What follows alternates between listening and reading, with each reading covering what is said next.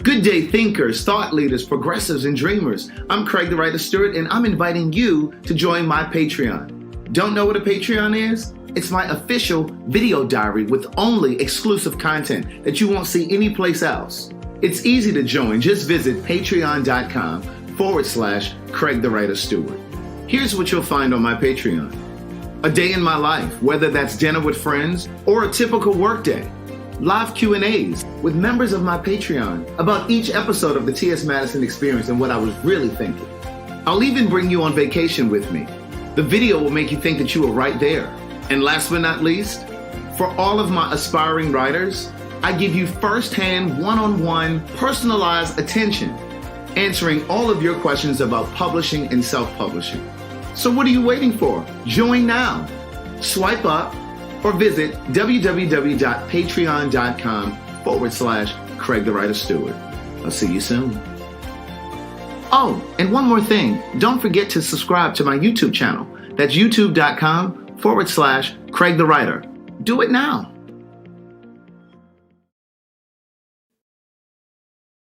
One of the best parts of life is when you can admit the truth to yourself about yourself. Cyberspace is a world where one can become something he isn't, but everything he dares to be. I wasn't interested in getting attached to anyone, and I knew I wouldn't take anyone I met online seriously. I had multiple screen names to increase my chances of meeting someone attractive. The majority of the profiles noted HIV negative under status, but I knew better from the work I had done in the HIV community. I knew 1 out of 3 Black gay men was positive. The messages I found in my inbox validated me in my depression. In some strange way, they reinforced that I was worthy and deserving. My days consisted of waking up and logging on to see how many messages had accrued overnight. Months passed before I got honest with my therapist about what was happening with me. And before I knew it, I heard myself say, I've been having sex with people I meet online. To listen to more of Words Never Spoken in Memoir, visit audible.com.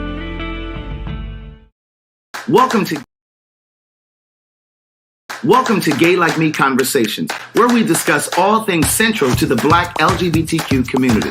Although some conversations intersect with the Black community as a whole. But either way, you're going to laugh, maybe even cry a bit, and you'll definitely learn and grow. It's time to start the show. Don't forget to like the video and subscribe to the channel.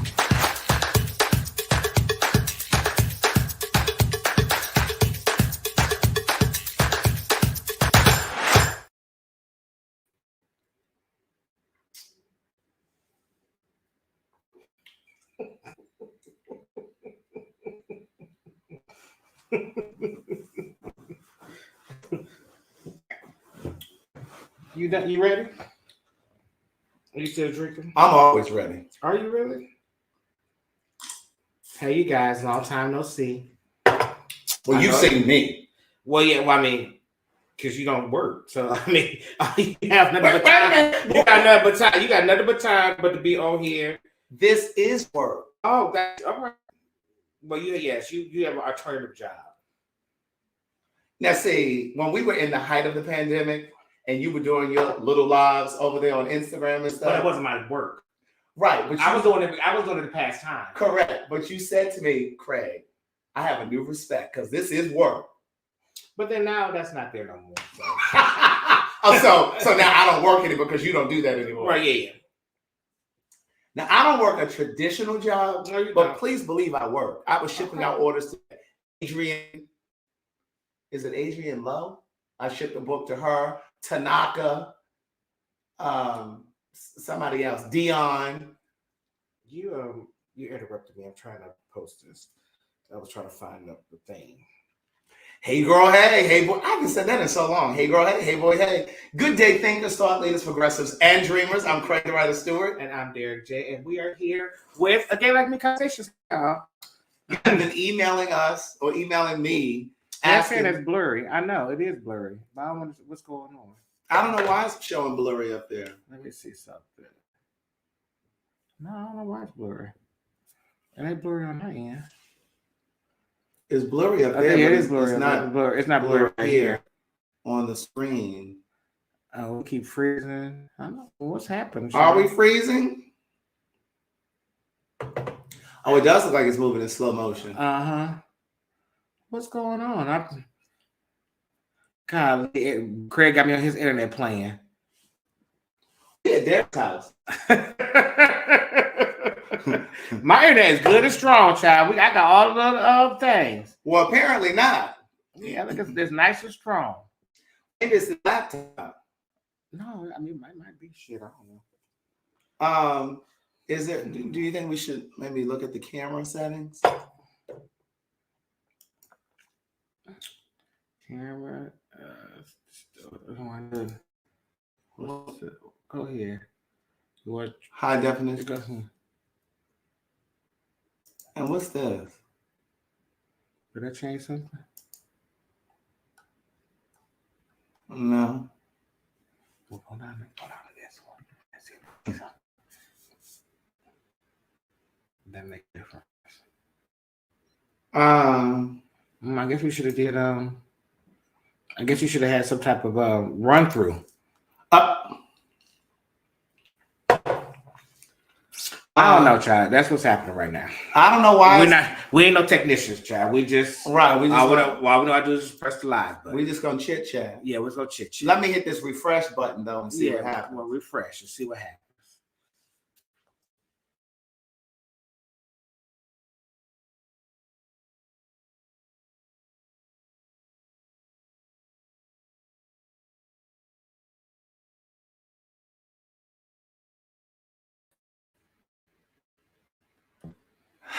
Are we still blurry? Blurry?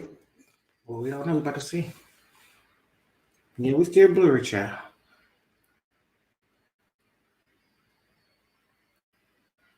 Oh, what's happening? It looks a little better. Let's see. Okay, let's restart. We'll come right back. So how we gonna do it? We're gonna restart and get cut off. We back. Let's close out and come back in. Yes. All right, give us a second. Give us a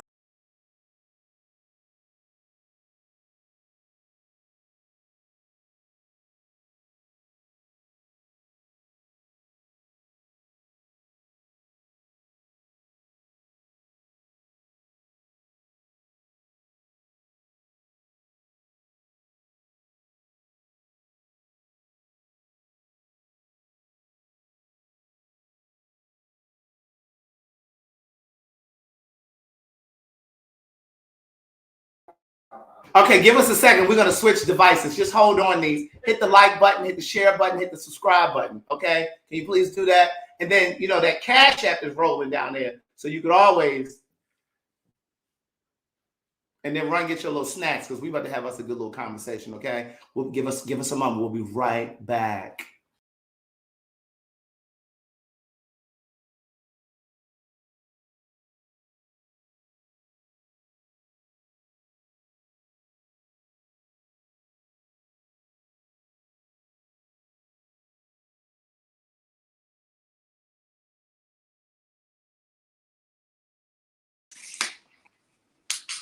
Well, let me mute this. There we go. No, leave that there.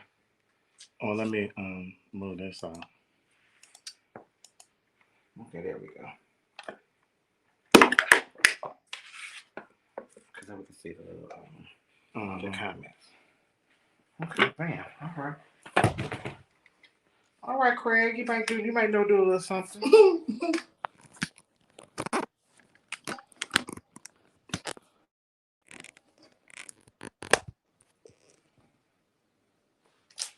That's not the way, child.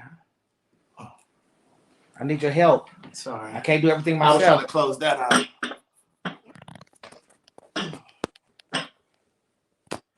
Okay. Then maybe Come down some more. There we go. Bam. Move this up. Oh, good catch. Look at the way I caught that. Oh, child.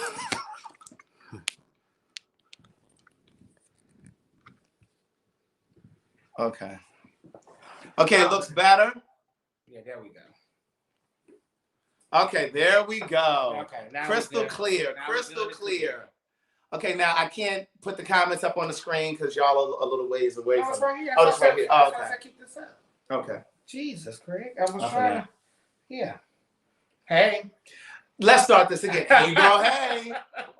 Hey, girl, hey. You know, every now and then, listen, we come to TV. So when we come to TV, we have people to do this.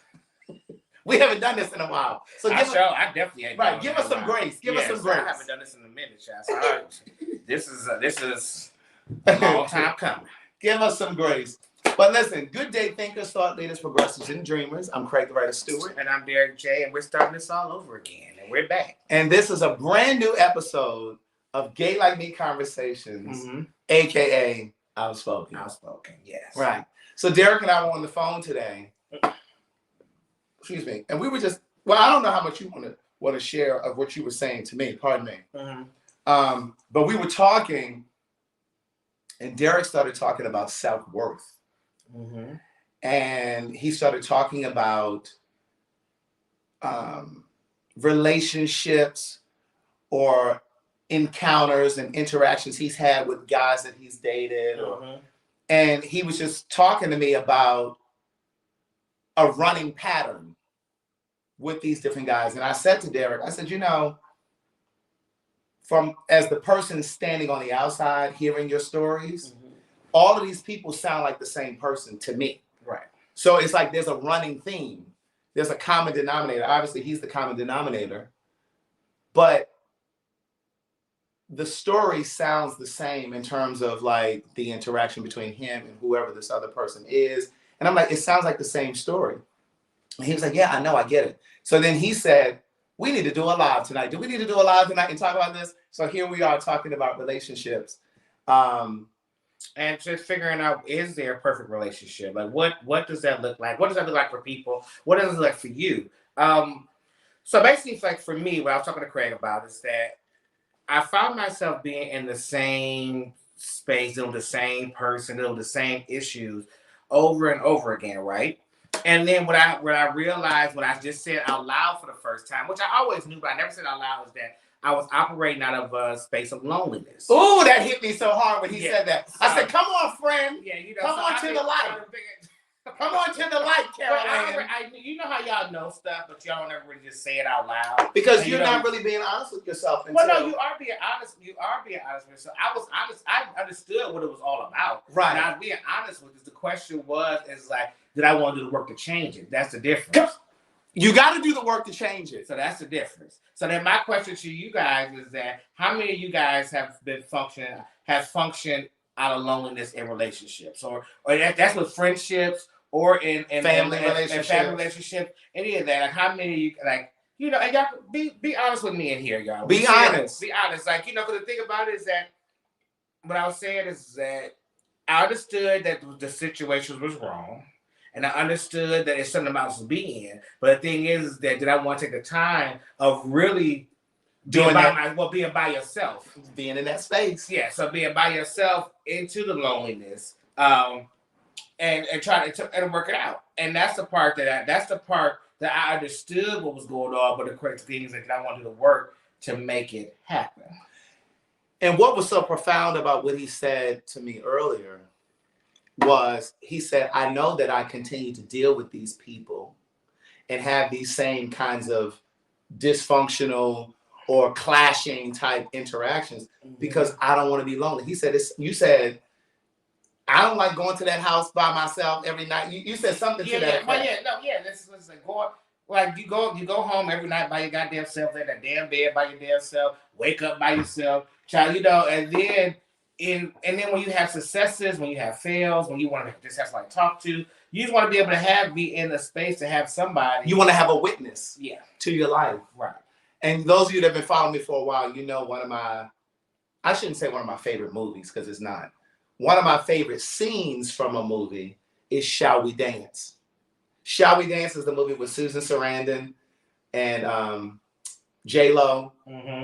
And what's the white man with the Richard Gere? But that's probably before my time. But it's okay. Go ahead. Tell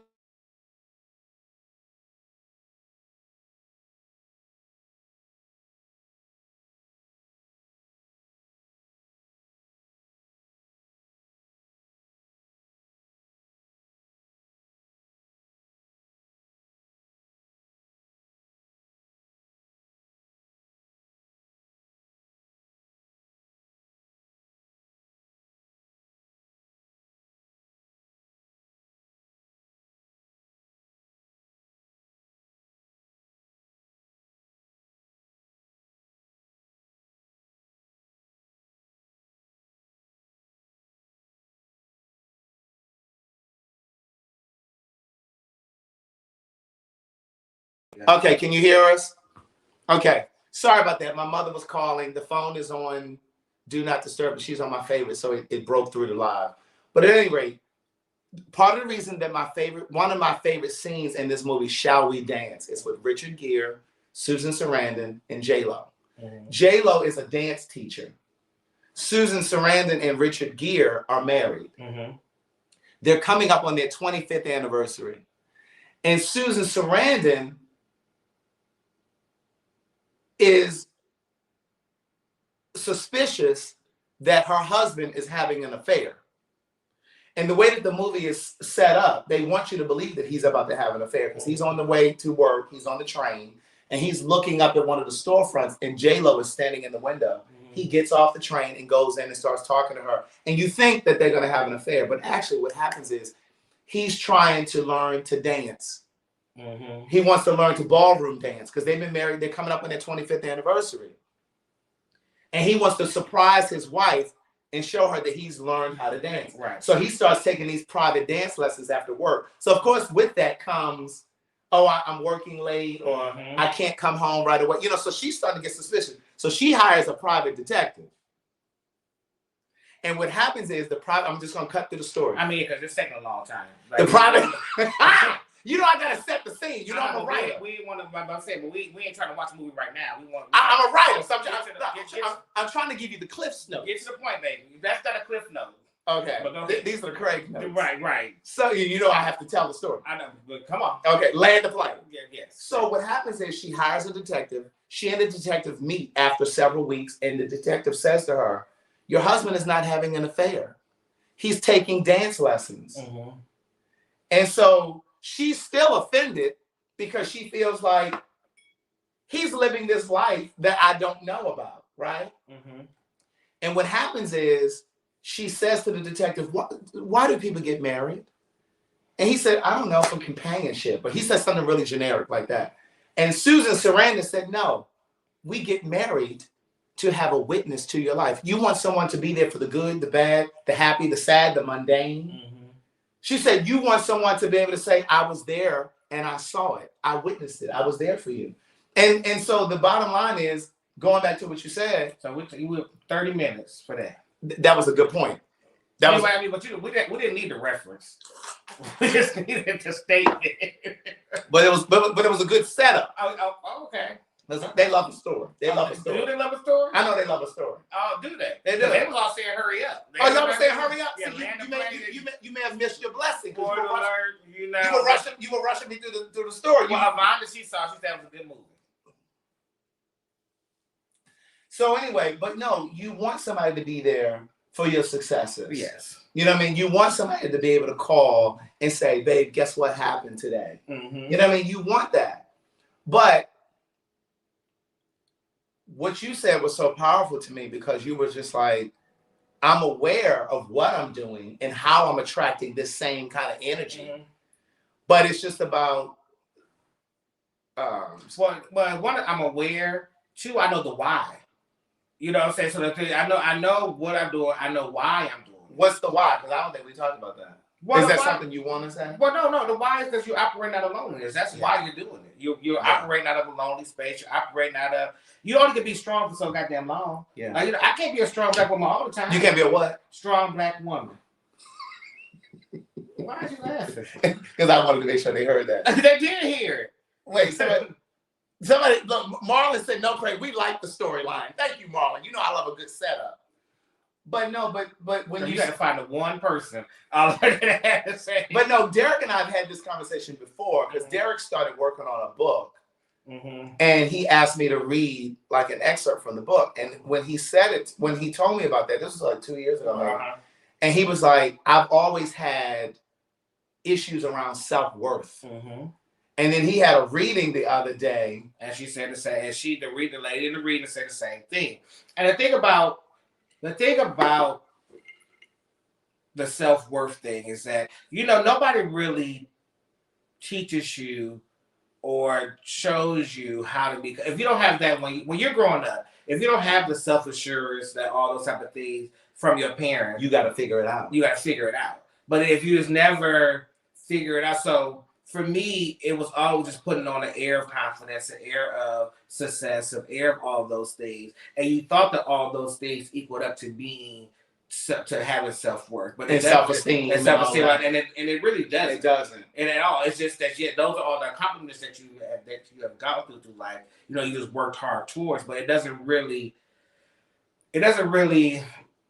equate to self-worth. Right. So that I didn't really understand what that was until I was in my damn 30s. And I was like, oh shit. Like, wait a minute. Like, I'm doing all this for me. I'm doing all this, you know, I'm being me. Isn't that what self-worth is? And it's like, yeah, no.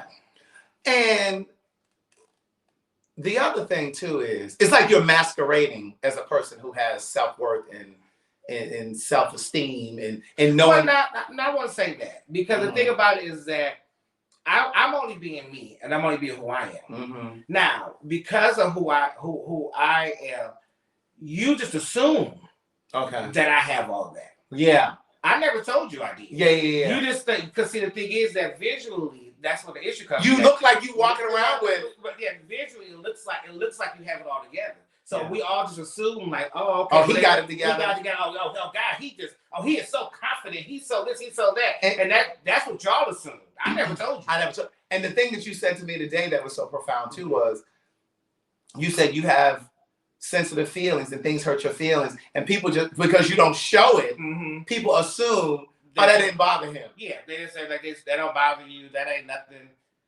I'm sorry, I'm reading y'all stuff too. Yeah, they just assume that it doesn't bother you. You know, you good. You know, he don't care. You know, and that's what a lot of people just assume that I don't care about a lot of stuff. Yeah. Oh, that was just that shit scared me. But, they assume I don't care about a lot of things, which I do care about a lot of shit. But the thing, I just don't say that hurt my feelings. Yeah, when you did that. Right. Yeah, but I can relate to that first part because I think this is just my perception. I think people, see me as this strong person who's outspoken and all this other stuff, and they just, they think that nothing affects me or bothers me or hurts my feelings. But there are things that hurt my feelings, and I think sometimes people think that because I have, and I do have a strong personality, I get it, I know that. But I think people think that because I have that, that you can just say anything to me and I should just be okay with it. But I'm like, if I said that same thing to you, your feelings would be hurt. Or I'll be this nasty person. And I'm just like, can you exercise some decorum when you're talking? You know what I mean? To me. But going back to the whole part about self-worth. Y'all do know that. Y'all know that's how Craig get down, y'all. What? Y'all know Craig. You know Craig like to talk. What they say? I just let Derek do all of this talking. What are y'all talking about?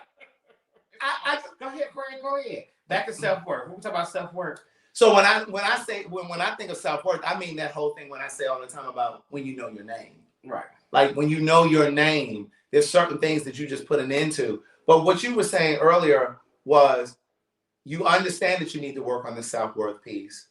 But what are the tools to do that work? To do that work. Right. That's the part that people don't really tell you about. You know, the thing is, like, everybody has all the great advice for you, but nobody tells you how to do something. How to get to it. They say, hey, save money. It's like, okay, great. But how do you save money? Like, is me putting $1 a day, is that really saving money? Then how do I turn to save money into wealth? Like, what is that? Like, those are things that you have to do. People say you need to have more self-worth. You need to, but what are the tools to do those things? Like, what does that look like?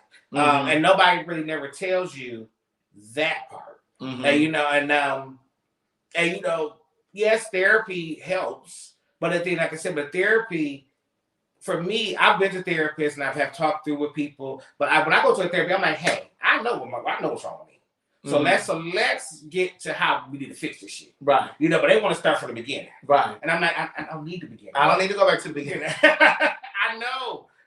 I'm up that bad. So, but to answer the question, the overarching question, there is no perfect relationship.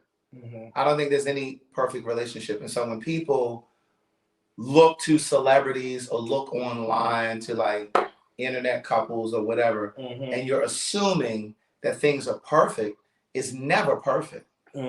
It's never perfect. There's always work to do.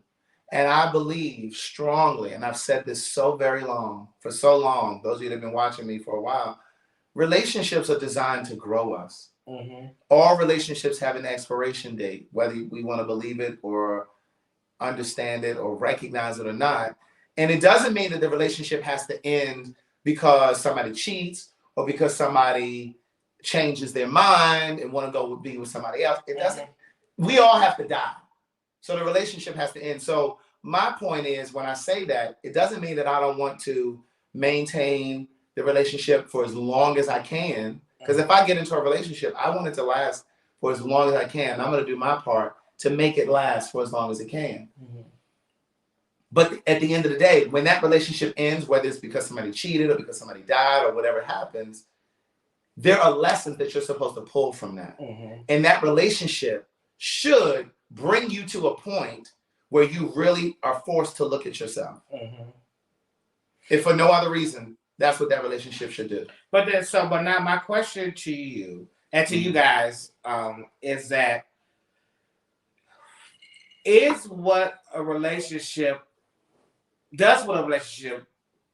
look different now in 2023 than it did in 2000? Yes, God, because y'all doing too much sexting, sending out videos, But my question, DMing people on Instagram, knowing you're in a relationship. but my question is that There's a lack of focus. But what I'm saying, but okay. So with that being said, and we understand that that's what it is, do we adjust in these new times, or will you keep finding yourself in a space where you can't find what you're looking for because we do understand there's a difference in time now?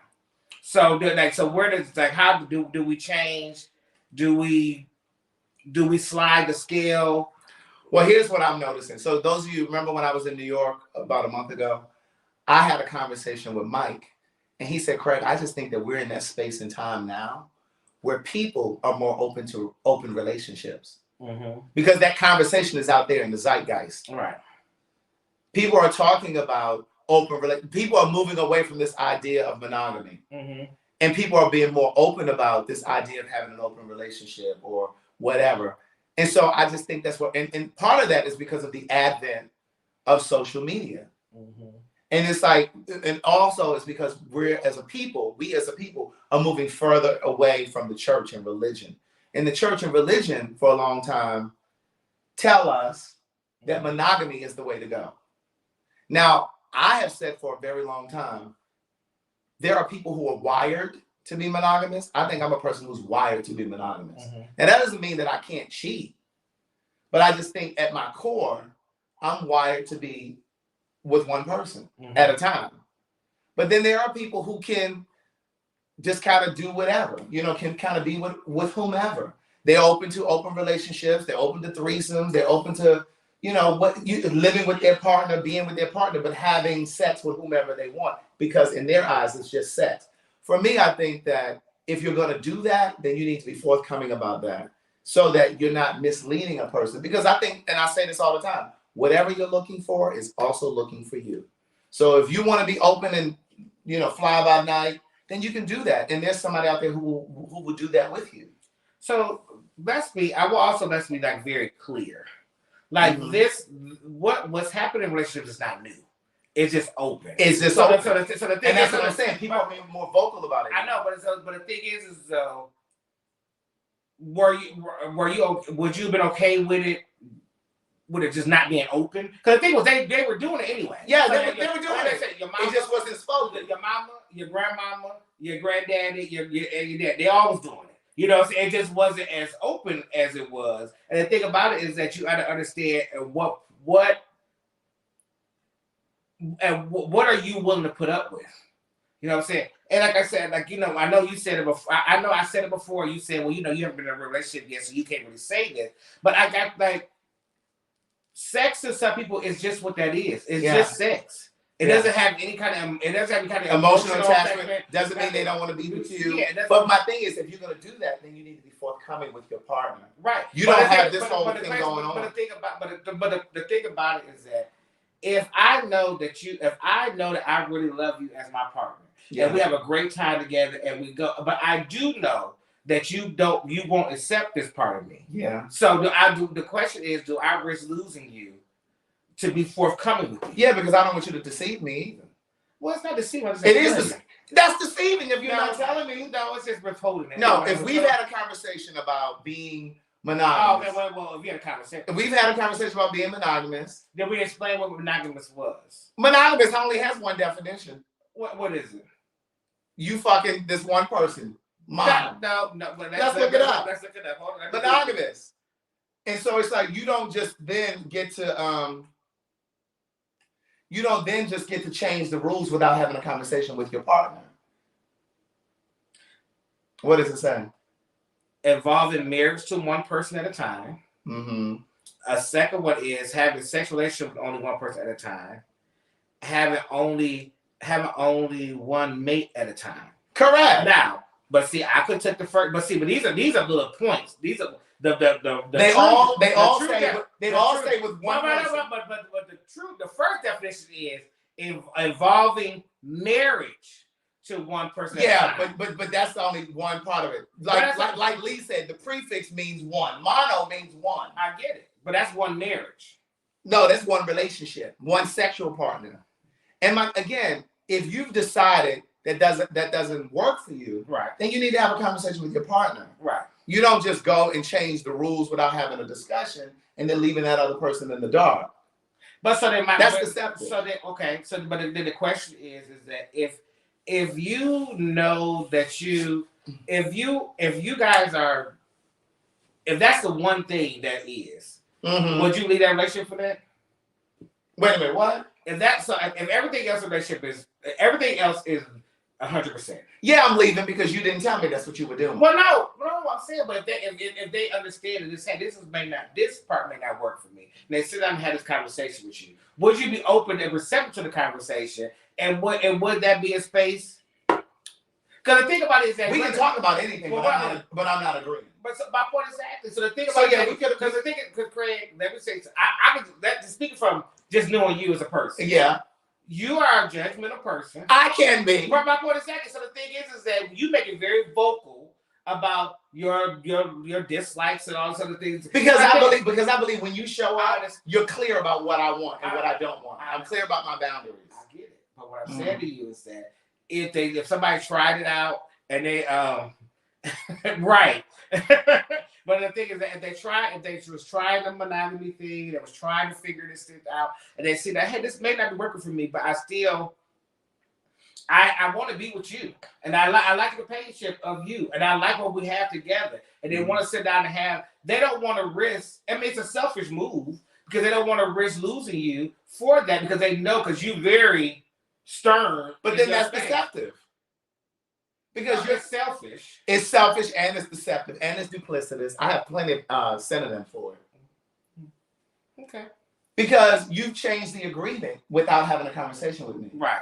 You know what I mean? Mm-hmm. So, yeah, we can have the conversation. And when we sit down to have that conversation, I am then going to say to you, yeah, that doesn't work for me. Right. And again, you can go and find that with someone else who's okay with that. Mm-hmm. You know what I mean? But again, I think it goes back to we're all wired differently. Mm-hmm. I believe that I'm wired as a monogamous person. Mm-hmm. I need to be with someone who is also monogamous. Mm-hmm. If you want to have these little open things, then you need to be with someone who's okay with that. Mm-hmm. And that's a part of the thing that rarely comes out during the dating phase because people rarely show up. Mm-hmm. They send a representative. And it's just like, oh, this is who I think is going to be okay for him. Mm-hmm. But circling back to what we were talking about earlier. Because I plugged that light. It's okay. Go ahead. Keep talking. Our light went out. Yeah. But here come the SC2 word, duplicitous. Okay. But here's the thing. I also feel like, and I said this to you earlier, there are patterns that happen. Mm-hmm. And I think that in your case, because, you and I talk, and like I said to Derek earlier today, I said, I think that these stories that you're telling me, they sound like this. If I didn't know any better, I would think that it's the same person because the stories sound so similar, right? Mm-hmm. And I was saying to Derek, these lessons repeat itself until you learn it. That's why you've had it with different guys, because the universe is sending that lesson back to you until you master But it. the thing that I was trying to get you to understand is that I know the lesson. Yeah. I learned what the lesson. I know what the lesson is. But the problem in that space is, are you willing to take the time to sit in that lonely space and go through the work for it? Right. And that's the part that I wasn't. That's the willing to part. do. Right. So I understood the lesson. I understood what it all was. Yeah. But you do hope in some space that there's somebody that would kind of break through the moment of it. It's a glimmer of hope of, I guess. So what I hear you saying, beloved, is that somebody's gonna break through that wall, even though you haven't done that work. Well, yeah, that's what I said. No, you need to do your work, beloved. Listen, I'm owning my own. Yeah, I don't need you to tell me. Yeah, ain't showing up until you do your work. Ain't showing up until you do your work. I'm not asking you to be my counselor. I know. Didn't I tell you? Didn't I say up front, y'all? I know what the problem is, and I know what to do. And you also said I'm judgmental. Was that me being judgmental? Yeah, you were. I wasn't trying to be judgmental. I know what needs to happen. The thing is that do I have to take the time to make it happen? But let's go back to let's recircle it. I mean, wait. This ain't the. No. Okay, No. I wasn't about to focus on. I was just sharing. Right, we're just sharing. Because again, this conversation was inspired by a conversation we had today. Yeah, right. He was talking to me about a couple of his gentleman callers that I have met. Mm-hmm. But also, we're talking about self-worth for you. All right. But what about self-worth for them? Because maybe they're showing up, because sometimes we attract similar energy. So what if they lack self-worth as well? And then here you are, two, for lack of a better word, two broken people, right, trying to build on broken. You can't build on broken. Mm-hmm. Well, but what we do understand is that most people, we do understand that most people are broken people. Yeah, we all are. Yeah.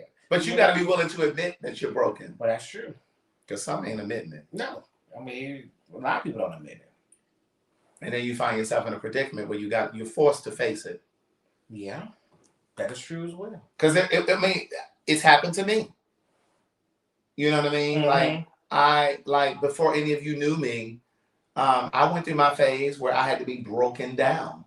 It was when I was living with Angela, when I was living with Elliot, didn't have a car. You know what I'm saying? You knew me during that time. Mm-hmm. Like you have to be broken down to the studs. Mm-hmm. And sometimes that happens from an emotional space too, like when your personality isn't authentic, like when you're not really being honest with who you are, Mm-hmm. you're not really showing up in the world authentically, the universe will crash. It will cause a crash. Mm-hmm. And you'll have to sit down and face yourself. I don't care where you travel to. I don't care how you try to put on a good face and try to pretend. Like it is going to force you to face yourself. Mm-hmm. You know, and there's no other way. But one of the things that I've been saying recently is I don't think my mission moving forward is to only date someone who's been to therapy, currently in therapy, or on their way to therapy. Mm-hmm. Because there's just too many layers, and I need to know that you're doing your work. Mm-hmm. You know what I'm saying? Because again, we all show up broken. But I believe, and I think Iyanla Vanzant said this, being an adult is really about healing childhood trauma. That's all being an adult is about. Yeah, it's healing all that childhood trauma. And a lot of people don't want to heal it because they don't want to face it. Mm-hmm. And while you admit it, you know, it's lonely coming here and I have to work on self-worth and da-da-da. A lot of people aren't that honest with themselves. Mm-hmm. One of the best parts of life is when you can admit the truth to yourself about yourself. Mm-hmm. And a lot of people don't want to, because that shit is painful. No, it is. Well, I've been through a lot of pain, so that part is easy for me. Yeah. You know, so that part is easy for me to understand what it is. But like I said before, more or less, it's doing the work to get up out of it. You know, mm-hmm. and so that's where I'm at in with life. Right. You know, so I'm ready to kind of break out of the space. I'm ready to break out of space, break out of what I've been going through over and over again. And then, you know, and the good thing that, so I had a tarot card reading. That's what brought all this stuff up. So I had a tarot card reading with this lady in Chicago. You gotta send her information. Yeah, I'll send her information, yes. And she like saw all this stuff. And the thing is that for me, which I'm learning, like I think this is my gifting is my love language, but then I had to understand, I had to figure out like, why am I gifting? Am I gifting because I really want to gift, or am I gifted because I want people to like me? Am I gifted because, like, what's the gifting is for, right? So, and basically what she was saying that you go into spaces and you do too much as far as giving. I give my all up front. And she said, as you give, you do this to show people how you want people to treat you. But when you're dealing with emotionally unavailable people, they don't understand that's what that is. They understand, they like, oh my God, he's being so nice. Oh my God, he's such a great guy. Oh my God, he's, you know, and it's like, no, bitch. Like, I mean, I do this because you're supposed to do back the same. Like, you know, it's like a do unto others as you would like to treat people how you want to be treated. Yeah. You know, and that's how I function through life. But people don't look at it that way. Everybody doesn't operate that way. Yeah, you treat them good, and they just accept it, and then they just treat you bad, and then you be like, wait, this ain't how this works. Like, this ain't how this supposed to be. Yeah, but also, I think that people. What was I gonna say? Fuck! I've read that comment and it threw me off. Wait, what was the last thing you just said? I don't keep up with my thoughts, Craig. I can't keep up with you. Oh my God, there was something I was about to say right there and I can't remember. Somebody said, how do you know when you're ready for a relationship? I don't know. You know, I get a lot. So another thing, the lady said, that she was like, write down what you want in a relationship. Like, write down what you think a relationship that's good for you looks like. And I don't even know I don't know what that is. Because you've not had a relationship. Because I haven't had a relationship. But what I said to Derek today when he said that to me is, just write down what you don't want. Write down what you don't want. Yeah. You know what I mean? Because then at least that'll bring some clarity to what that is. Right. Damn, it was something I was gonna say. Oh, I know what I was gonna say. But the challenge too, for me, is when you first meet somebody and you start dating them, how do you know if they're a distant runner or if they're a sprinter? You don't know. You don't know. Yeah. And somebody said that to me years ago. He said, you know, the problem is you just don't know if a person is a distant runner or they're a sprinter. I need the distant runner. You know, and just because a person may be able to self-actualize and get into a relationship doesn't mean they have the tools to, or the bandwidth, emotional bandwidth to be in a relationship. Because there are so many ebbs and flows in a relationship. And well, post your question, Will Kim. And you know, and the truth is, you just don't know who has that staying power, who can sustain. You know, and so for me, I'm in a space now where I'm really starting to shift how I see relationships. I've always been, because again, I think at this space and time where we are in life with social media and then all of this conversation now about open relationships and polyamory, like people are more versed about that. You know, they're more open about it. They're not ashamed to say, oh, well, I want to be with more than one person. And it's almost like it's opening up this new thing for so many people. And so it's almost like trying to figure out who still wants what you want. You know, and I don't know. So for me, I'm kind of reevaluating relationships. You know, I used to be a person who felt like I wanted to cohabitate with my partner. I wanted to build a life with my partner. But and this is not just a gay thing. It almost feels like this is a people thing. This is not a gay thing. This is not a straight thing. This is a people thing. It almost feels like we're all not we're because I'm not, but it feels like so many people are just open to the idea of cheating as long as it's on the side and nobody finds out. You know what I mean? Or like with the DMs and the texting and all. And let's bring it down to the gay men. It's like one of my fears has always been like being with somebody who's into the things, and I don't know that they're into the things. Right. They're going to sex parties in the middle of the night. They're going to bathhouses in the middle of the night. They're hooking up with people in the middle of the night. They're messing around in the gym when they say they're going to the gym, but they're really fooling around in the gym. Like, or they're going to the park. This is a everybody thing. That's what I said. It's not just a gay thing. That's why I said this is an everyday thing. I said, but specifically, I want to talk about gay because like that seems to happen a lot in the gay community. It happens in the straight community. I'm not saying that it doesn't, but I don't know no straight folks that's busting around going to the park as a thing to do.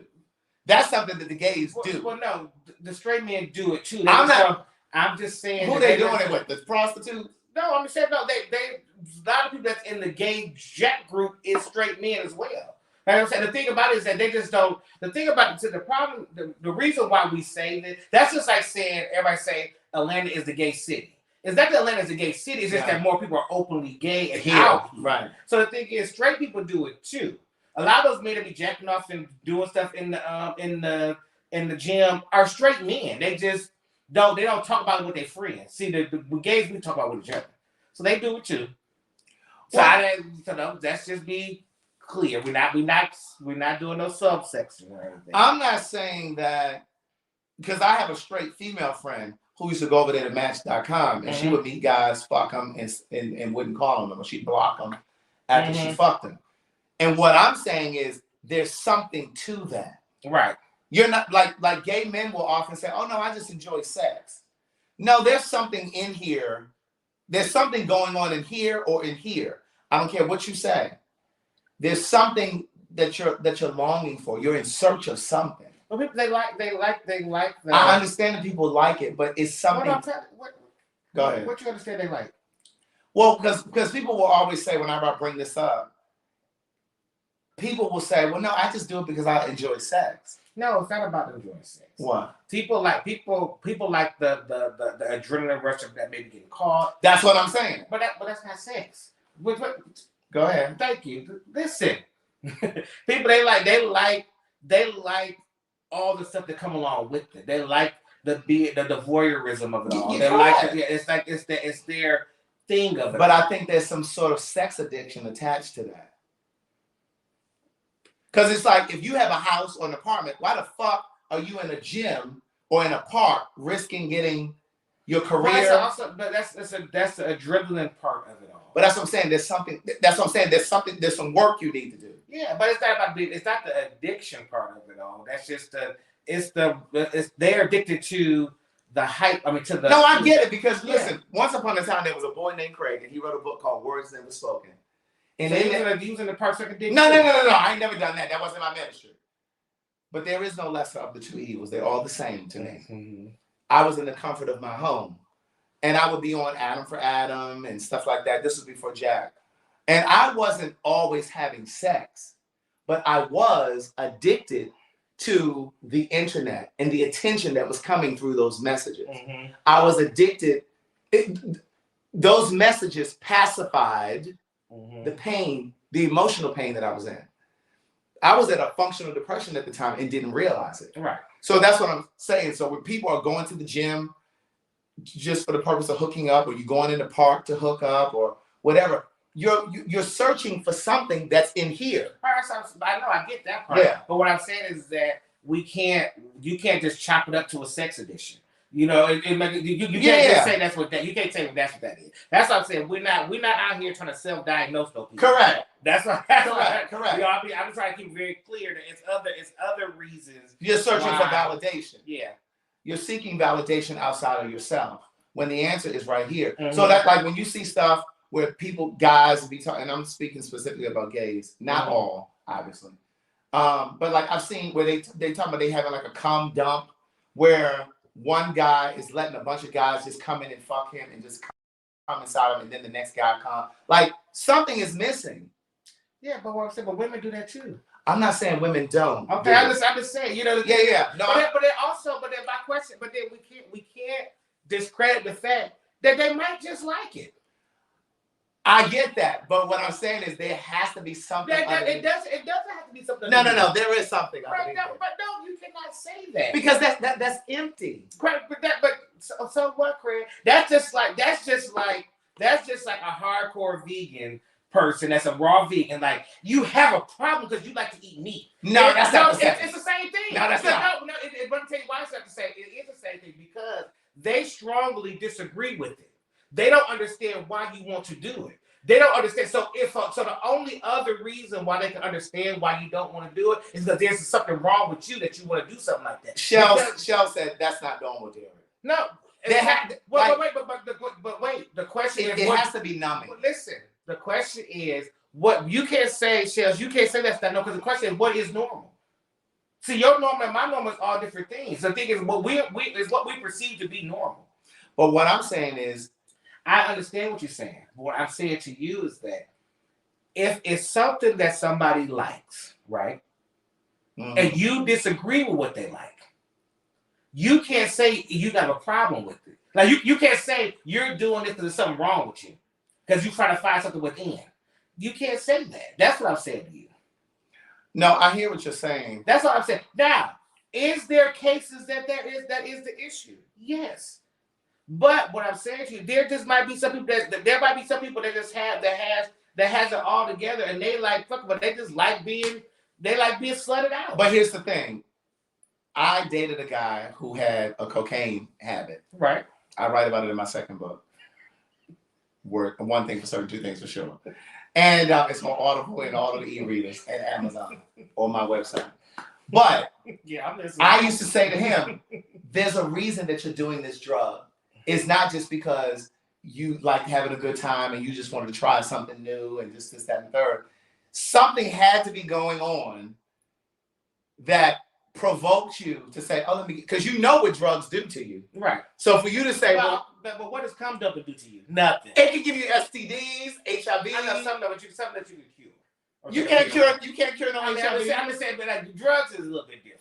But also what I'm saying is I think that it does something to self-worth. Yeah. It does something to your self-esteem. It has to feel empty. But what I'm asking you is that, so you're trying to tell me that there's no person. What's going on? We unplugged. Oh, we unplugged it. Okay, got it. Wait, stop. Listen.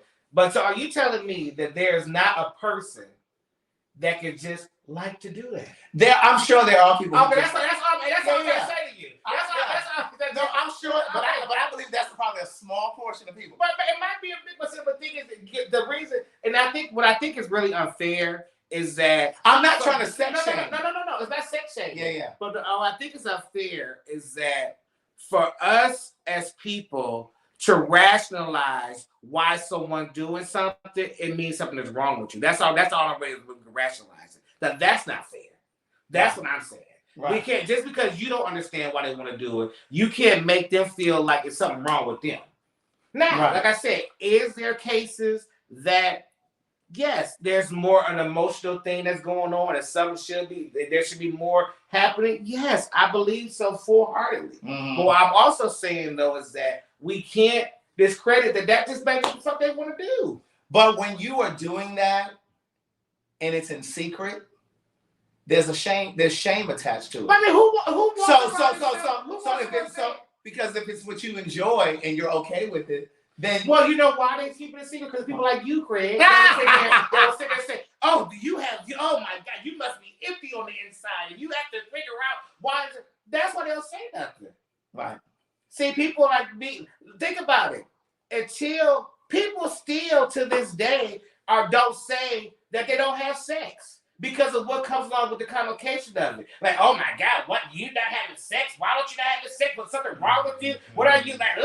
People still don't, and that's to a small portion of it. Yeah. But people don't have that conversation because they don't want to come. They don't want to get with all the questions and the backlash about what comes along with the conversation. It's the same thing with men who are closeted. Yeah. They don't want to say, or men who enjoy being with trans women. They don't want to say it. Or men who like their women to fuck them with a dildo. They're not having that conversation, so it's not like they're just. They don't want to come along with other judgmental people i.e. you, that come along with it to have that conversation. So the thing about it is that people need to be more open and willing to have conversations and be more understanding about what it is. And then once you be more understanding and you guys are able to, everybody's able to have an open conversation, then yes, you may be able to explore why you like doing this and where this all comes from. But nobody gives them a chance to even have that because you come in or people come in with their own thing about what it is already. Everybody got their therapist around here. But then the other thing is, if you're going to do all of that, do all of that. But don't invite somebody into that and then pretend that you're interested in a relationship if you know you got all of this stuff going on. That's not fair to the other person. But they are interested in a relationship, friend. No, but if you're not being complete, that's just like a man who's bisexual. Right. And he dates women and he dates men, but you're not being forthcoming. Like, you need to be forthcoming to let the person decide if they want to be involved in that. Mm-hmm. You know what I'm saying? So, you know, you have to like you can't just fool somebody into being a part of that. But people function out of a selfish space. Correct. That's the thing, and yes, it's selfish. It's just a selfish space. Yeah. People, they don't want to lose. They don't want to lose it. Right. You know, I guess because I'm very to be honest, like, to me is not. I get real tricky with to be honest and tell the truth and this of that nature. Because they didn't tell you. Is it deceptive? Yes. But they're not good. But it's also, but if you ask that question, see, now everybody got to be specific about what the fuck they asked. Well, but the thing, wait, what are you saying? What I'm saying is that if you get into a relationship and somebody's into all of this stuff and they just don't let you know they're into that stuff, they were not being honest with you. They just didn't tell you that part. Well, it is being dishonest if you're doing it behind the person's back. I'm not saying that you can't be interested in it. Right. But if you're interested in it and you're participating in it and pretending that you're in this monogamous relationship and you got all this stuff going on, that's not fair. You should be honest and say, well, listen, this is what I'm into. You know, I'm doing this, that, and the third. Like, you shouldn't, that's deceptive. You know what I'm saying? So, again, aside from judgment and all that other stuff, if that's what you want to do, then do that. But you need to be forthcoming because, again, whatever you're looking for is also looking for you. I may not be interested in all that tomfoolery, but there is somebody who's okay with that. And I think that what happens is with people who participate in all of this stuff, they don't want to be with somebody who's open to it as well because they can't handle it. They're okay with them doing it, but they're not okay with their partner out there philandering and doing all that stuff too. You understand what I'm saying? Like, I think sometimes when people do all of that kind of stuff, they get with people who are monogamous because they can't handle the jealousy if their partner was doing it. So they get with people who are monogamous and they do that shit on the side. But anyway. That's a good question. That was. She said, "Do you question your self-worth because you've never been in a relationship, and how do you know you're capable of being in a relationship?"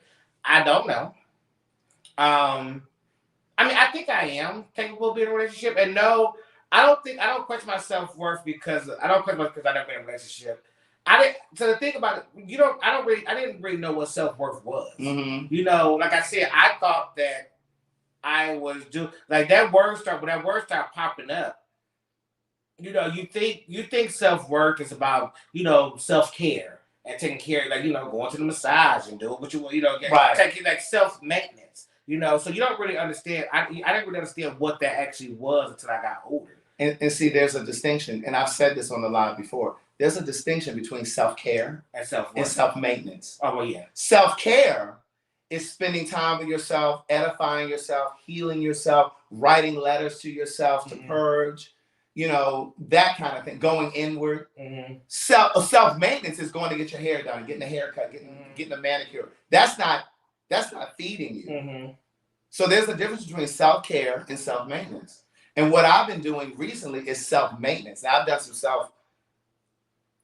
I've been doing self-care, but there's also been some self-maintenance too. Like, I went and got a body massage, and, you know, but that self-care is spending time with myself, Mm-hmm. listening to certain things, feeding myself, listening to audiobooks, listening to certain music, writing letters to him. Mm-hmm. You know what I mean? Just to purge. Mm-hmm. You know what I mean? Just being very intentional. But, you know, a lot of people think because they go and buy themselves a new purse or new shoes that that's self-care. No, that's self-maintenance. Right. That's self-gratification. That's instant gratification. Mm-hmm. That's not healing you. Well, I would say I didn't really start questioning my self-worth until I got into a space where it was multiple people. Yeah. So like most of my career in my space has been just me. I didn't really start questioning my self-worth until I got on Fashion Queens, where it was 3 of us now, not just myself. And I'm functioning in this space. I was wondering if you were going to bring this up. Oh, yeah. I didn't want to bring it up, but go ahead. Oh, yeah, no. I was functioning in a space on the way that I normally function. And I saw that it wasn't getting the same reaction as it normally did when I was by myself. Mm-hmm. And so I'm just like, wait a minute, what the fuck is going on here? Like, you know what I'm saying? I'm thinking, and then when you're in a space of 3, and you're functioning in a space of, you know, let's make sure we all look good. But that looks different to different people. Yeah. And so then, you know, when you're in that space, you start feeling like, oh shit, what's going on? Like, why am I like, then I started had to deal with feelings of why am I feeling this way? Yeah. What is going on with me? Like, what's happening here? And what am I feeling? And I didn't understand what those feelings was when certain situations was happening to me. I didn't understand what those feelings was. And during that time I was on Fashion Queens, a lot of stuff had happened where friends that was friends for a long time were no longer friends, and there were other things. So a lot of things was happening all in that space, all in one space, that had me doubting who I was as a person. You know, and so, but instead of working through that, you just slap a smile on your face, you push through it. And so then, you know, so for three seasons, you just push through. Yeah. You know, so then now, but we don't really realize that 3 seasons of pushing through gives you 10 years of fixing. Ooh. So that was a word. Well, I mean, it is. But you had said something and I don't know if you want to go into it, but you had said something earlier when we were talking about,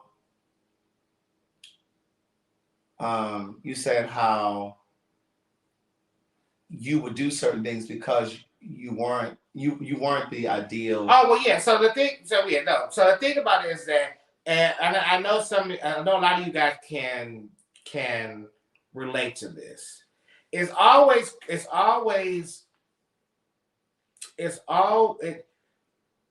to think of the right word to say. Well, you don't really receive this advice well when it comes from people that fit into the space of what they're in. It's like the pretty girl saying, you know, child, just let that man go, girl. You can find you another one. You like, bitch.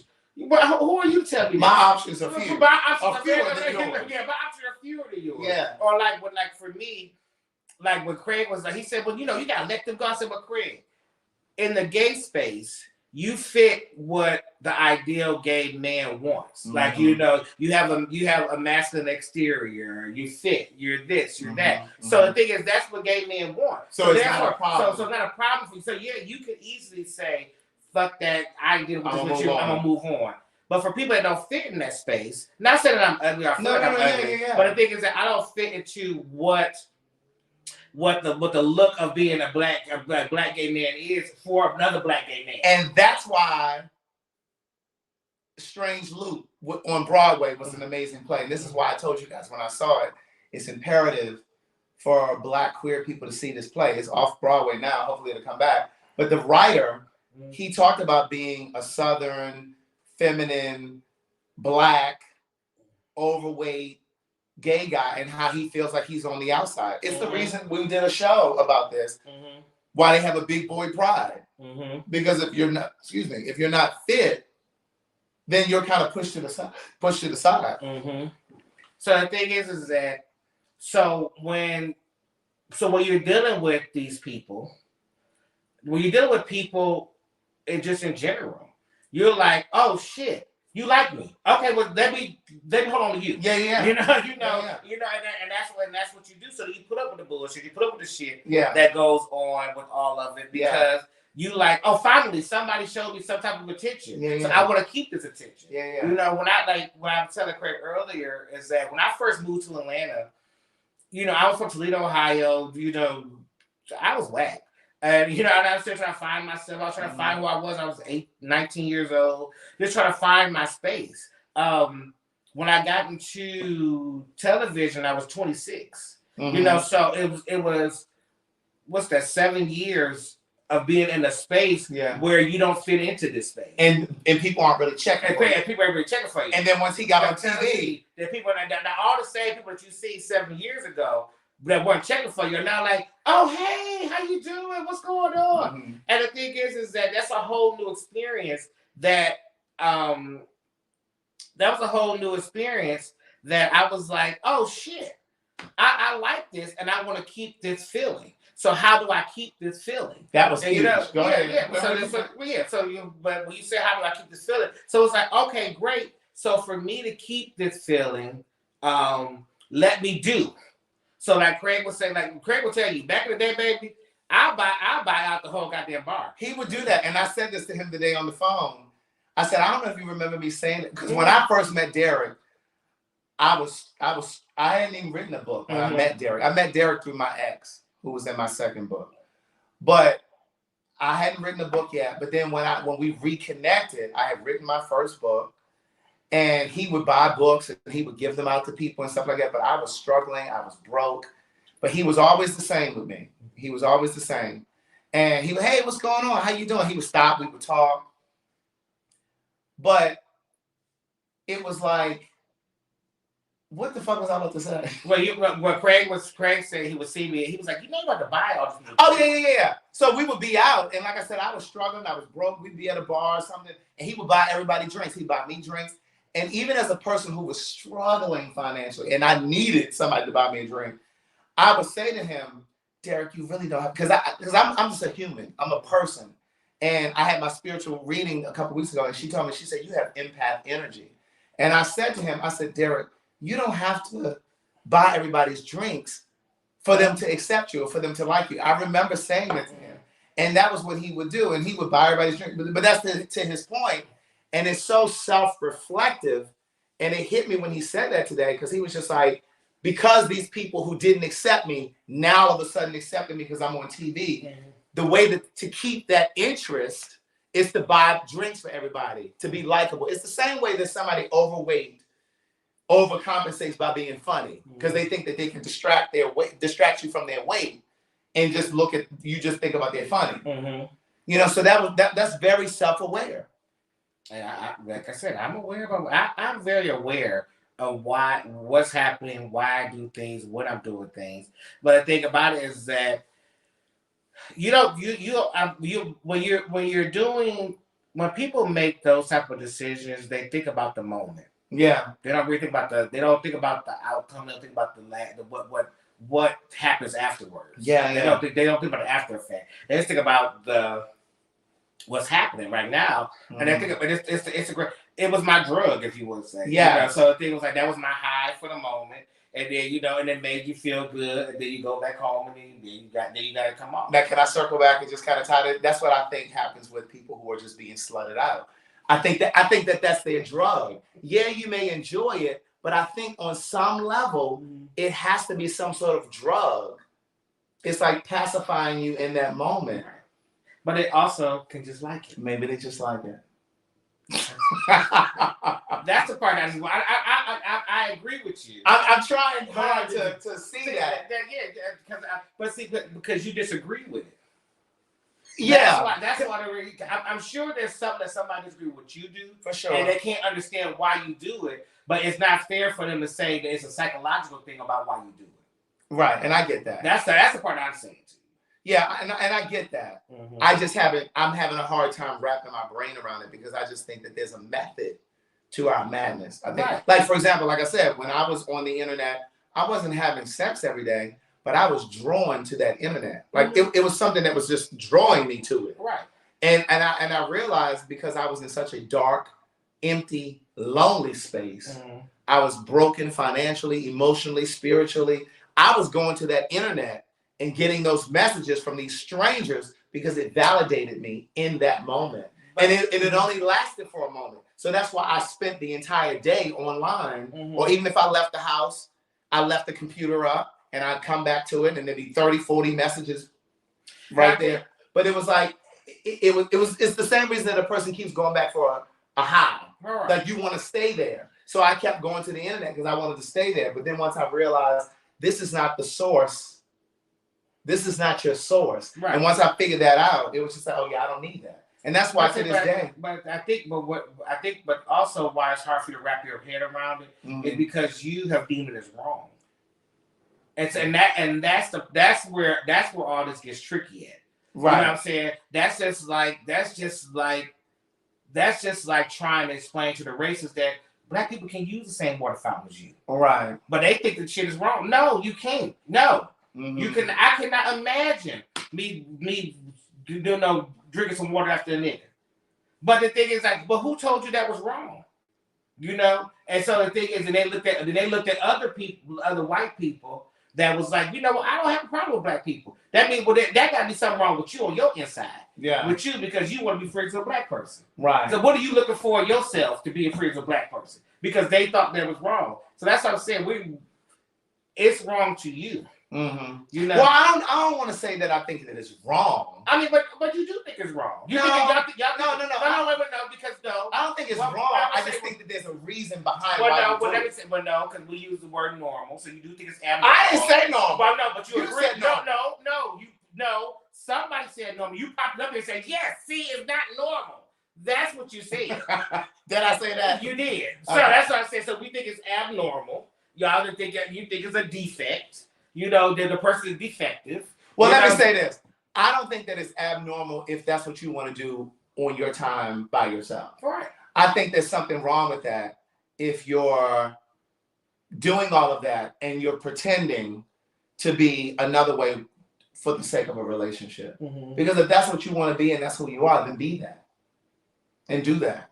You know what I'm saying? But don't perpetrate over here. You know what I mean?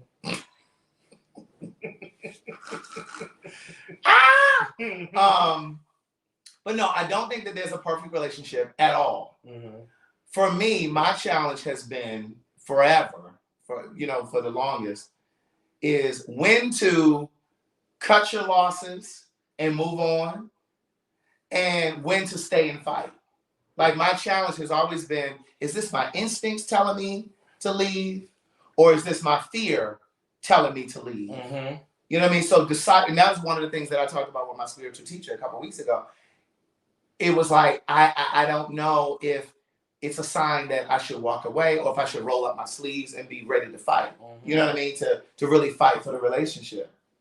That's the challenge for me. And so going back to what you said about those tools to figure out self-worth, it's the same thing for me. How do I figure out whether it's a clear sign to leave and whether it's my instincts? But you never really know that. I know. Yeah, you just go with what it is. But I'm closer. I think I'm really closer to it now. I just think that, in relationship spaces, I do think that people have to, one, when you're going through things, keep the shit to yourself. Yeah. Or talk to a trusted advisor. It's not a conversation to have with everyone. Because the thing about it is that when you decide that you want to stay or go, then people don't look like you crazy. Right. See, that's why I said, let me tell you something. A rule of thumb for me, how I function. I don't want to be friends with your boyfriend or your girlfriend. If I'm your friend, I don't want to be friends with your friends, but with your man. No. Because I don't want to be attached to none of this bullshit. Right. So when y'all decide to break up, then great, we all break up. Right. You going back to don't call my phone. I don't got none of your right. Because my friend is here. Right. See, like what about Mac Jones is a good friend of mine, and I love his boyfriend, but If they break up, but his number, like, if Q does call me, every time I'm like, who is this? The number ain't saved. you don't even have his number saved. No, don't set that. When we text, I delete the text thread. I don't want to have no things with you in my shit. You know, so, but the thing about it is just that, you know, you got to figure out, you just got to figure out, you know, what works best for you. But what I will say, though.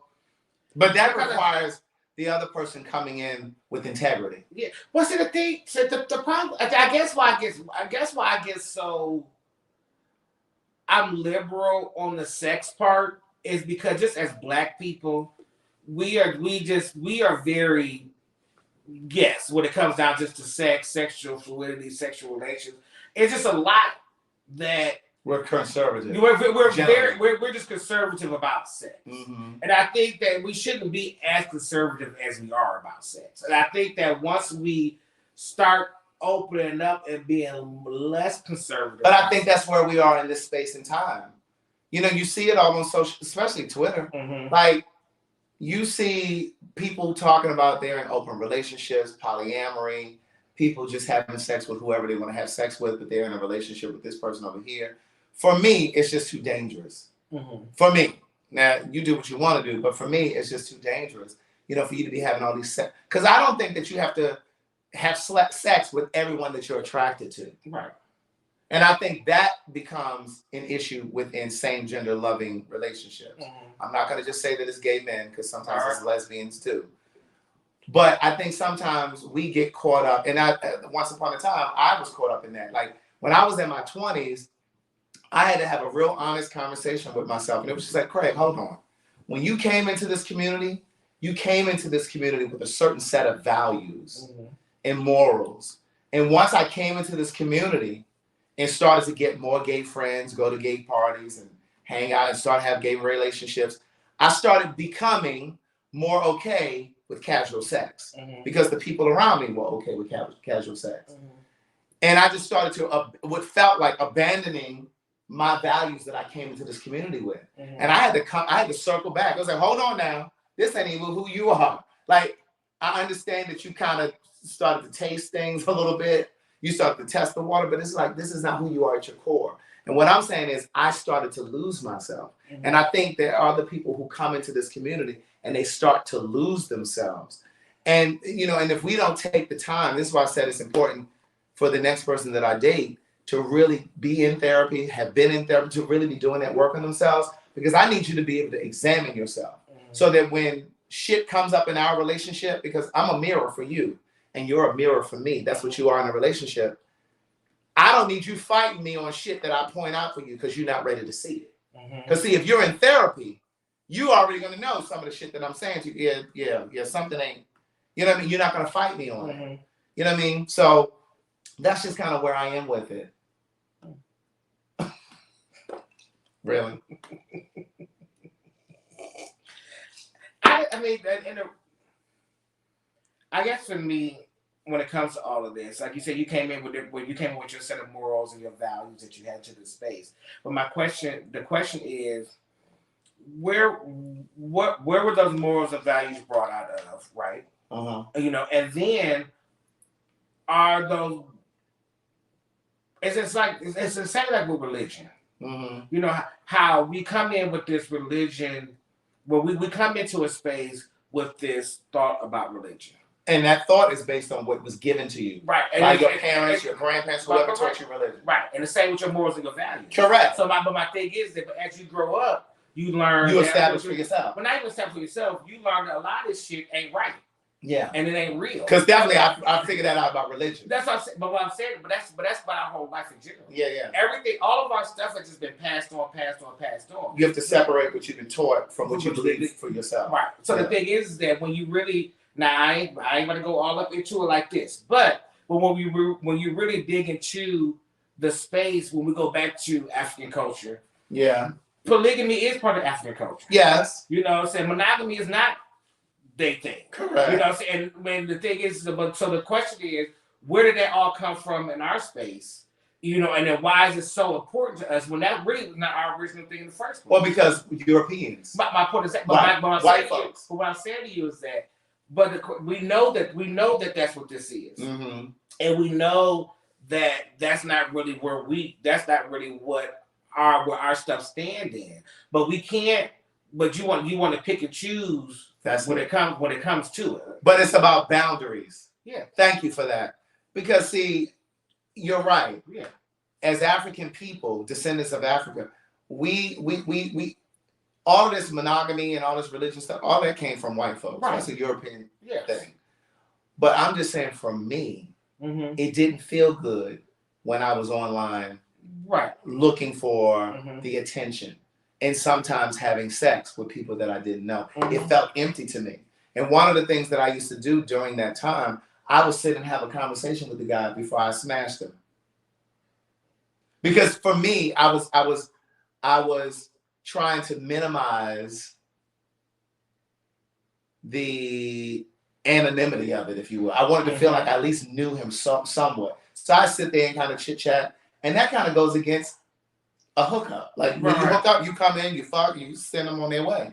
But I wanted to sit and chit chat for a second because it just felt empty to me.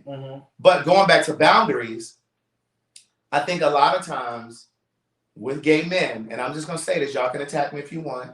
I've been gay since I was 22. I've been practicing. What I have observed is, as gay men, we sometimes don't set boundaries when it comes to sex because we can't get pregnant. Right. And it's like, oh, well, the only thing I need to worry about is STDs. And so when there's a lack of boundaries, there's a lack of self-respect and there's a lack of respect for other people. So it's just like and I'm not saying that straight people don't do this. I'm not saying that straight people don't do it, but Gay Like Me is about us as a community. I'm not saying that, straight people don't do this. But what I am saying is sometimes as gay men, we will fuck anybody. We don't care if you're in a relationship. We don't care if it's in the gym. We don't care if it's in the park. It's almost like we have a lack of boundaries. If I'm attracted to you and you down with it, we're going to go ahead and do it. And all I'm saying is, where's the self-respect? It can't just be willy-nilly and we just going to do what the fuck we want to do. Well, that's just men. But again, yes. But again, I don't even want to just ascribe it to just men, because we often say in conversations, oh, well, men are just going to cheat. Men are going to be men. No, you have self-control as a man. You have dignity as a man. You know what I mean? So it's like, where do your boundaries come in? You know what I mean? So for me, because to me, it's just almost like anything goes. And when I look at social media, I know y'all might be tearing me up. I don't care. But these are things that I've been thinking about. When you look at social media, when I look at Instagram and I see the gays from Atlanta that I know, and they might be visiting Miami, or they might be visiting DC or New York or LA, and they're commingling with other gays in those other cities. Social media really shows you how close the world is. And it further shows me, at least, how so many of us are fucking the same people. Well, not me. Well, right, because you haven't had penetrative sex. Yeah. But I haven't been sucking in a while either. So you haven't sucked in a while either? Oh. And since I had my braces. And so what I'm feeling, since you had your braces. Yes, it's been 2 years. You haven't sucked dick in 2 years? Oh, yeah, you in need for something. I need no concert of a man. We don't need no concerts right now, child. But when I look at social media and I see the kids from Atlanta mingling with people that are in LA or New York or wherever, it's just like, and we wonder why the HIV rate is so high in our community. And that's not a judgment, that's just an observation. It's just an observation. It's just like 1 in 2 Black gay men potentially will become HIV positive in their lifetime. And when you look at social media, at least when I do, I see why. It's like because everybody is fucking the same. It's like a revolving door. And I talk about that in Words Never Spoken. It's like we take turns with each other. Okay, so I was just dating this person for the past X amount of time. And then now that person is dating somebody else who I also recognize from the community. And it's just like, what are we just passing each other off? You know, and I'm in a space now where I'm just like, this is why I've been saying lately, I almost want to be abstinent for a while because it seems like everybody is, you fucked somebody that I know. Right. Like people say there's 6 degrees of separation. Mm-hmm. No, I think it's more like 2 in the gay community. It's everywhere. Derek said it's everywhere. It is. The thing, I mean, I like, listen, because, you know, when I have clients, I have done many clients that have been dealing with the same man and don't even know they were dealing with the same man. Right. And I only put it together because I listen to them talk about the same person. I'm like, wait. Yeah. Do you know so-and-so? Yeah. Like, you know, so that all of it all works in the same. Yeah, no, for sure. I know so that. Like, you know, no, and that's why I don't like giving this. I mean, but that's why I said the gays is a mess, but I just don't like giving them such. Oh, you said you understand that the gays are a mess. They are, but everybody a mess. No, and they are, and that's why I prefaced my statement with this isn't just specific to the gays, but we talk about gay issues and so. Yes. And it's the same thing when we talk about black and white things. Mm-hmm. Yeah, there are things that white people do, but when we're addressing black people, we're not trying to heal white people. Right. We're talking about black people and what we need to work on. So for the people who jump in the comments and say, well, white people do this, we ain't talking about white people. Right. We talking about us. Right. You know what I mean? But yeah, so it's just. I just want to give all you straights on here the jaded vision of what gay people Right. That's what I'm just saying. Right. I'm like, y'all do it too. Yeah, y'all definitely do. You know what I'm saying? Our audience ain't just gay. Yeah, because there's a lot of women straight. Yes, I don't want to. Yeah, so that's what I'm saying. Did y'all hit the like button? Hit the like button and the share button and the subscribe button. Make sure you subscribe to my channel, Derek's channel, and the Gay Like Me or Outspoken channel. Yes. But yeah. Mm-hmm. So, but yeah, that's all I have for the night. I think that's all I have for the night too. That's all I have. I think that's all I wanted to say. Mm-hmm. You should. I mean, you said a lot. I mean, your judgy ass. I'm not trying to be judgy. It's all right. I'm not. It's in your nature. You can't help it. Well, no, but that's why I keep referring to that. That's why I keep referring to the books, because I understand that before I wrote Words Never Spoken, I was online too. But you gotta remember, Keith, you do gotta remember, all of these older judgy gays, they forget about their past. No, wait. They just look down and judge the rest of the people that doing the same shit they was doing. And you know, so that's what nobody, you gotta offer your help, you gotta open your heart. You are an elder. So you have to have an understanding and have an open arm to these people and help them through the situation instead of pointing fingers and judging. That's what I'm saying. And there you go, net. Thank you, Shell. She said, "Be judgy. I'll keep you safe." But no, I just think that this voice needs to be heard. This opinion needs to be heard as well, because I just. But you gotta remember when you were that person, that how that opinion made you feel. But I would. And the thing about it is that, the difference is that when you were that person back before internet, people weren't able to say the stuff like this as loud and as vocal as you're able to say it. Well, I'm going to disagree, and I'm going to tell you why. Because when I was online and doing all that stuff, my friends were older. Right. And so, like, when I was, like, 26, they were, like, 37 or whatever they were, right? And I remember distinctly, and I write this in Words Never Spoken, I remember distinctly, one of my older friends said, "Baby, you so fine, and you got body, and you could be fucking these niggas out of both legs of your underwear." He used to tell me that. Mm-hmm. You could be fucking out of both legs of your underwear. And he was HIV positive. His whole friend group was HIV positive. And I said to him, they were all recovering drug addicts. And I said to him, well, why not? What kind of friends was you hanging around? Listen, and so I said to him, why not pass me a different baton, though? Mm-hmm. Why pass me the same baton? Why can't we be different? Why you wouldn't hang around the old judgy gays? No. Okay. They were with all of this stuff. And so my point is, I was craving for someone to say this to me, coming off that internet. Shit. And in fact, I read about this in the first book. Baby, we know you wrote a book, sweetheart. Right. But listen. That goddamn book, nobody. Right. We know about the books. Just the head of say. break. Two of the head of break said to me, oh, what's, because I was telling them how I was, fucking and just, you know what I mean? Because I was deep in my depression. And I remember I was on a three-way with two of my friends, and they were laughing. They're like, wait, what? What's going on? We need to get you back in a relationship because you were carrying on. Mm-hmm. And I said to them, I said, well, why are you laughing? I said, I'm pouring my heart out to you. Like I was crying out for help. Mm-hmm.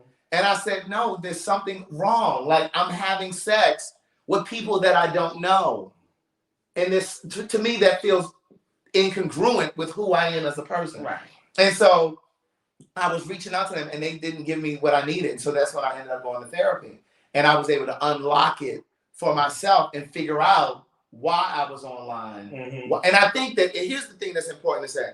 I think a lot of the gays that are online, hooking up or going to the park or going to bathhouses or whatever they're doing, I think some do it because they think it's a rite of passage right. in the gay community. And what I'm here to say is you don't have to go through that route in order to be gay. Right. And I think a lot of us think that. It's just like, well, how else am I going to meet people? I can't begin to tell you how many people have said to me, gay men have said to me, well, where else am I going to meet somebody? Mm-hmm. And I'm like, you meet them just like you meet anybody else. Like, you don't have to meet them through a sex avenue or a conduit to sex. Mm-hmm. And so I'm saying this because for the young gays that are watching and for the ones that are my age or older or whatever, you don't have to connect with people through these sexual channels. That's all I'm saying. Well, no, but that's not how you say it. That's the problem. I can only say it the way the Lord gives it to me. I know, but no. The thing is that what you said right now is very opening and understanding. That's not how your message comes off. That's all. It's very damning. That's what I'm saying. Okay. That's okay. Well, I'll work on my delivery. That's what I'm saying. Dear Lord, please use my words. Yes. What you just said was very eloquent, and it's very like I understand. I see you. Mm-hmm. See how you deliver is very much. I don't see you, girls. Y'all not on my level, honey. And y'all are damaged goods. Say we don't want to give that, honey. We want to give love, care. Baby, let me explain something to you. And I wasn't even gonna put this comment up here. But little do you know, is little do you know. Only I know what's a great fit for me. Okay, and because I have a level of decorum, I'm not going to go into specifics about what happened with me and Carlton. What happened between me and Carlton is between me and Carlton and who I decide to share it with. I'm not sharing it on here because it's not my story alone to share. But if I shared it, you wouldn't be making gross statements like that when you don't know what you're talking about. Well, you can't be self-centered. I can be self-centered, but the rest of that shit she typed don't have nothing to do with it. And I think it's important to be self-centered. You know what I'm saying? I think it's important to sometimes be self-centered. It's okay. It's a part of knowing your name. But no. And I've ignored a lot of the comments that people have made about what they think happened with me and Carlton. Was he exposed too much on the live? And it wasn't none of that, boo. None of it. But and I'm not going to be compelled to tell you all what was going on. When I talk about it, it will be on Outspoken. It will be on TV. Mm-hmm. It will lend itself to a conversation where somebody can learn and grow from it and maybe see themselves in it. So I'm not going to just talk about it just for the sake of satisfying your curiosity. Craig was waiting on that one tonight, baby. No, I really wasn't. So, okay, well, you know what? Craig, what about this third book? The third book is a book of quotes. Well, yeah, because Craig wrote a book. I wrote 4. CraigTheWriterStewart.com. You can purchase yours. I'll sign them and send them out. But no. So again, we said this at the top of the video, but I know some of you may have logged in after. Outspoken, we're supposed to start filming. We don't have a tentative date yet. Originally, what they said was we'll start filming in like March, perhaps April, and the show will start airing in June. But anyway, so I talked to Suzanne probably 3 weeks ago now. Mm-hmm. And we were just catching up over the holidays and that kind of thing. And she said, she would reach out to Chicken Soup for the Soul. Because we partnered with Chicken Soup for the Soul. Those of you who may know Chicken Soup for the Soul. They sold 500 million books. They own Crackle TV and all that. So we don't know what network it's going to be on just yet. Right now, they're pulling together the resources to pay for the show, and then we'll be able to tell you what network it's going to be on. But yeah, so that's where we are with that. But we wanted to pop on here tonight because I've gotten a few messages from you guys saying, well, when you and Derek gonna do a live again? Da, da, da, da. And because we were talking today on the phone, and Derek was like, oh, we need to talk about this. That we need to do a live tonight. And I said, hey, listen, let's do it. So we decided to come on here and do it. But please hit the like button, the share button, the subscribe button. Did they send anything to our Cash App? The Cash App is scrolling at the bottom. Needs GLM Convo. You $. Jay, Barbara Hyman did. Barbara Hyman is one of my faithfuls. She's always sending something. Thank you, Barbara Hyman. Yeah. But anyway, I think that's it. I think we've covered everything. Yes, child. It was not my intention to come off judgmental. I just wanted to give you my point of view. And if you received it, great. If you didn't, great. I'm the balance, y'all. Child. You're the balance. Yeah, we'll let him him balance all the time. Yeah, we'll let him be judgment on his own shit. But on our shit, we gotta be balanced. But I think it's also important to be able to talk about sex without people accusing you of sex shaming. Because I've thought about that a lot too. It's just like a lot of times when you talk about. But the thing about it is that we have to be open, right, all the way across the board. Right. People got to be able to have open conversation about no shame, not just about sex shaming. Right. Because if somebody say something about trans, they trans shaming. Somebody say something about gay, they gay shaming. Right. So the thing is, everybody has to be able to have open conversations about everything and not be shamed. Because it's like, I don't think that you're sex shaming, right. But I do think you have a strong opinion about it. And that's okay. That can be challenged. And that's okay. I don't mind being challenged. Yeah. Because just like I have a strong opinion against it, there are people who have a strong opinion for it. Right. You know what I'm saying? And just like when we've had conversations about trans, we're not trans. Right. Yeah, we're under the queer umbrella. But I think this assumption a lot of people make is because we're gay that we should know everything about trans people, we should know everything about lesbians, we should know everything about because you don't believe in bisexuality, and they chewed you up on that. And I'm more flexible when it comes to bisexuality. I believe that it exists because I believe sexuality happens on a continuum. But so just like I'm not as open with this, you're not as open with the bisexual kind of stuff. Listen. I will. What I'm not gonna say is that you missing something. Well, I'm gonna say it because you miss something inside yourself because you want to be both sexes. That's what I'm not. Well, no. So that's what I'm saying. That if you can do whatever the fuck you want to do. You know what I'm saying? It's just not my fault. But what if it isn't just I enjoy being fucked by a bunch of random people? What if there is something? Maybe it is. I'm not. No, what I'm saying. Maybe there is some. I'm saying to you, yes, there is that moment to it as well. Yeah. What I'm saying is that they both can exist. They both can exist. That's what I'm saying. Okay, I'm with that. I'm with that. I'm with that. Well, that's what I've been trying to say for the past hour. Okay. No, I couldn't have done anything differently. I couldn't have. What I will say though is I have evaluated how I showed up in that relationship. And I can honestly say I'm proud of how I showed up. I can look back at that relationship and say, I'm proud of how I showed up in that relationship. Now, I'm not as proud of how I showed up as a result of the relationship ending. There are some things that I would change. But I'm absolutely proud of how I showed up in that relationship. And I'm proud of how I left that relationship because I stuck to my boundaries. I stuck to my convictions. You know what I'm saying? And a lot of times people stay in relationships because they're afraid of what's on the other side of that relationship. And, you know, when the relationship was no longer serving me, I made the decision to leave, you know. Doesn't mean that I don't still love him. Doesn't mean that I don't still want the best for him. But I know that there's no room in my life for that.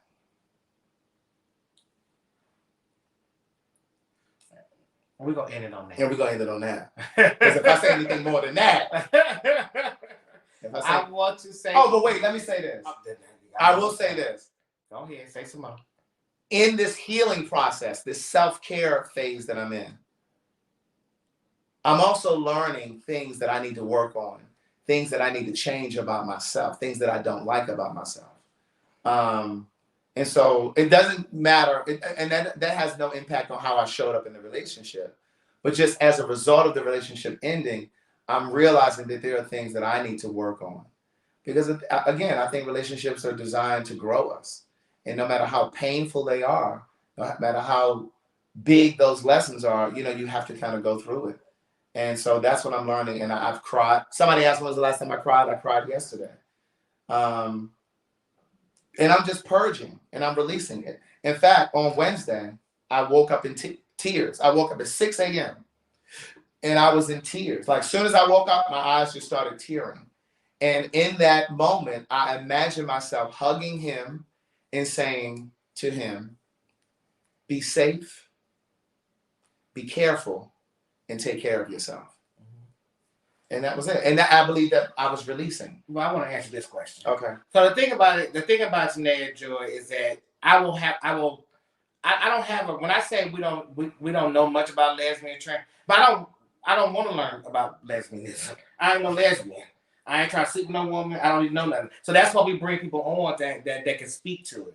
I don't want to learn about trans. I don't want to be about. Not that I don't want to learn about it. I don't need to dig into it. Right. I know what it is, but I don't need to know about y'all life and everything because that's why we bring people on to have those conversations. So right. But we say that because we don't want you to think because we gay that we're the be all say all of it all. Because we may say something wrong. Exactly. We may say something that doesn't fit in that space. Mm-hmm. That's why we say it out. Yeah. That we don't know about it. Because we don't. And we're not gonna run away from topics or conversations out of fear of saying the wrong thing. That's why we're here. We're learning just like you guys are learning. Mm-hmm.